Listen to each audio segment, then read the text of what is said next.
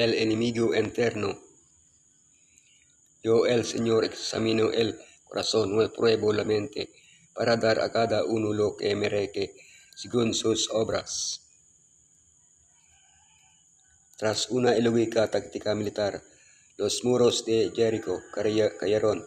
Israel entró en la ciudad Duela Arazo, victoria de quien de Elohim, y que Israel poco tuvo que ver con ella. Tras una meditada táctica militar, hay vence derrota de quien del pueblo de Israel, ya que no contaron con Elohim. Cuando finalmente preguntaron a Elohim, la respuesta fue contundente. Israel ha pecado y ya no podrá vencer más a sus enemigos. ¿Cómo volver a contar con el favor divino? La causa de la derrota. Consternados y afligidos, descubriendo al transgresor, el pecado de Acán, victoriosos de nuevo. La causa de la derrota.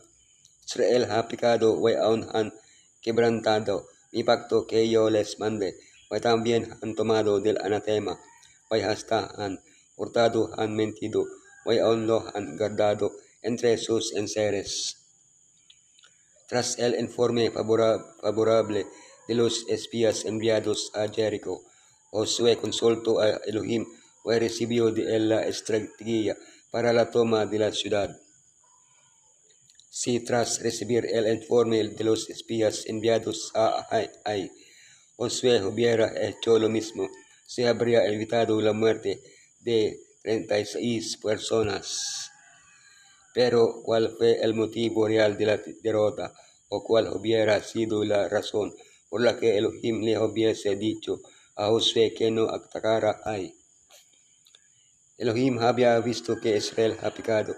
En ningún lugar de la Biblia se describe un pecado con tantos matices. Han quebrantado, han tomado, han hurtado, han mentido, han guardado. Observa el plural. El pecado lo cometió un solo hombre, pero Elohim consideró responsable a todo el pueblo. Habían roto el pacto. El pecado debía ser cortado de raíz para poder restaurarlo. Consternados y afligidos, Josué dijo a Señor Yod-Heh-Waw-Heh, ¿por qué hiciste pasar a este pueblo el Jordán para entregarnos en las manos de los amorreos, para que nos destruyan? Ojalá nos hubiéramos quedado al otro lado del Jordán. Josué y los ancianos quedaron consternados por la derrota ante Ai, y lo manifestaron con claras señales de duelo. Luego Josué reacciona con una pataleta similar a la repetida reacción de Israel durante los 40 años de peregrinación. ¿Por qué nos hiciste pasar? Ojalá nos hubiéramos quedado. Sin embargo, el espíritu de Josué no era el mismo que el de los israelitas del desierto.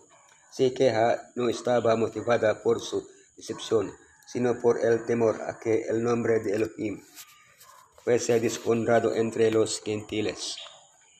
Él veía claramente que el carácter de Elohim será interpretado por los incrédulos según actuase su pueblo. Hoy seguimos siendo el testimonio de Elohim en el mundo. ¡Qué gran responsabilidad! Descubriendo al transgresor. Os acercaréis pues mañana por vuestras tribus, o la tribu que Yod-Heh-Waw-Heh tomare se acercará por sus familias, o la familia que Yod-Heh-Waw-Heh tomare se acercará por sus casas, la casa que Yod-Heh-Waw-Heh tomare se acercará por los varones. Para quitar el pecado corporativo, la culpa de todo el pueblo, debía ser eliminado el pecador. Eliminado, no sería perdonado si se arrepentía. Por supuesto quise, pero acá no mostró ningún signo de arrepentimiento sincero, y tuvo muchas oportunidades para hacerlo. Se anunció el proceso de investigación y se postergó hasta el día siguiente. akan Calo. Se tomó a la tribu de Judá, akan Calo. Se tomó a la familia de Sera, akan Calo. Se tomó al líder Sabdi, akan Calo. Se tomó a Akan, akan Calo.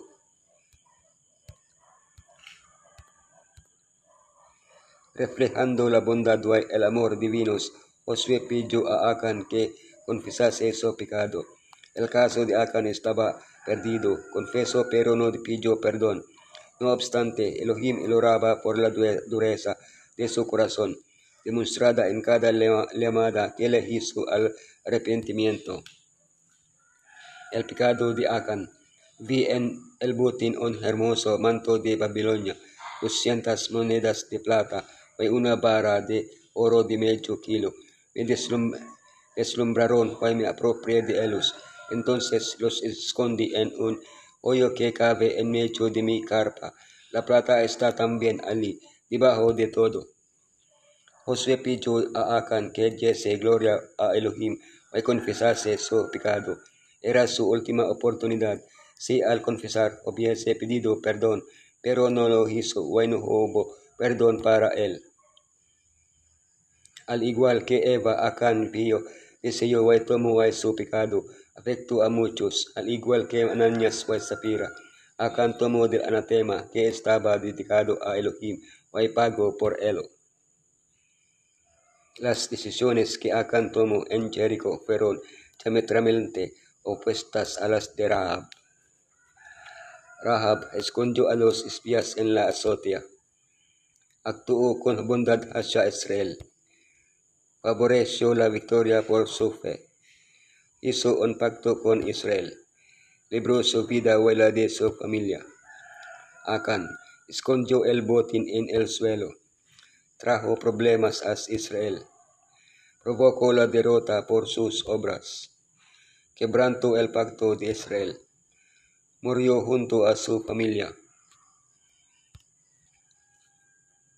Victoriosos de nuevo. Yod-Hei Waw-Hei dijo a Josué: no temas ni desmayes, toma contigo toda la gente de guerra, y levántate y sube a Hai. Mira, yo he entregado en tu mano al rey de Hai, a su pueblo, a su ciudad y a su tierra. Al igual que en Jericó, Elohim le proporcionó a Josué la estrategia para obtener la victoria sobre Hai. Durante la noche se colocó una emboscada tras la ciudad.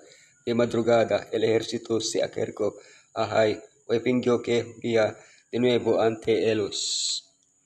Como Moisés alzó su vara hasta obtener la victoria sobre los amalequitas, la orden de Elohim, Josué levantó su lanza, seguramente una espada de Dios usada por los egipcios, y la mantuvo alzada hasta obtener la victoria completa. Elohim volvió a dar la victoria a su pueblo. El valle de Acor, donde Acán y su familia fueron ejecutados, abrió la puerta a la victoria, una puerta de esperanza.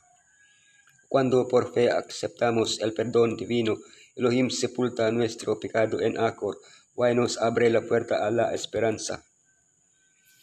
La influencia que más debe temer la iglesia no es la de los opositores abiertos, infieles o blasfemos, sino la de los miembros profesos de Mesías, que son inconsecuentes. Estos son los que impiden la llegada de las bendiciones del Elohim de Israel y traen debilidad a la iglesia, una mancha que no es fácil de quitar. El cristianismo no es solo para ser lucido el sábado y desplegado en el templo, es para cada día de la semana y para cada lugar.